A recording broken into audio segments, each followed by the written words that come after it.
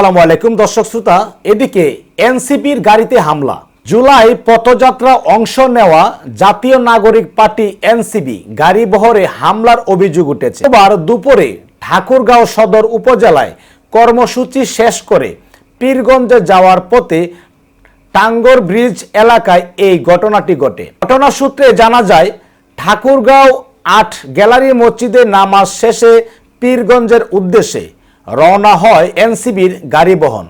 কিছুক্ষণ পরে টাঙ্গর ব্রিজ অতিক্রম করার সময় একটি অন্তঃজেলা বাস চাপা দেয় এনসিবির গাড়ি বহরে। গাড়ি ক্ষতিগ্রস্ত হলে ঘটনার কৈফিয়ত চাইতে গেলে তাদের উপরে হামলা করে ৫ থেকে ৬ জন অচেনা মানুষ। এতে গাড়ি চালক সহ এক এনসিবির কর্মী আহত হন। এনসিবি দাবি করেছে এই হামলার ঘটনায় পরিকল্পিত। প্রথমে বাস চাপা দিয়ে দলের উপদস্থ নেতাকর্মীদের হত্যা করাই ছিল মূল উদ্দেশ্য। তবে তারা সঠিক গাড়ি চিহ্নিত করতে পারেনি। গাড়িতে থাকা কেন্দ্রীয় নেতাদের উপর হামলা করে। ঠাকুরগাঁও এনসিবির মুখপাত্র অপু এক নিউজকে বলেন, হামলাকারীদের মূলত নাহিদ বা সারজিতের টার্গেট করা ছিল তাদের ধারণা। প্রথমেই যেহেতু বাস চাপা দেওয়া হয়েছে, ধারণা করা যায় উদ্দেশ্য ছিল সরাসরি হত্যার।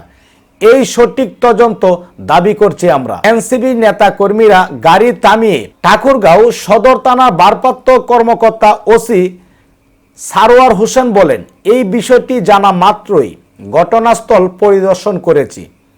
এনসিবির অভিযোগ করেছে এটি হামলার ঘটনা।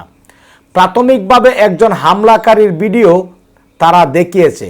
এই বিষয়টি তদন্ত সাপেক্ষে ব্যবস্থা নেওয়া হবে। অবশ্যই আপনার মনের মতামত দিবেন। তাদেরকে কি আসলে হত্যার চেষ্টা ছিল নাকি রুট অ্যাক্সিডেন্ট, কিংবা সেই ঘটনাটি কে ঘটাতে পারে? তা আজকের এই ভিডিওটি দেখছেন, অবশ্যই দয়া করে ভিডিওটি শেয়ার করে দিবেন আর আমাদের ফেসবুক পেজটি ফলো দিয়ে রাখবেন আপডেট নিউজগুলো সবার আগে পাওয়ার জন্য।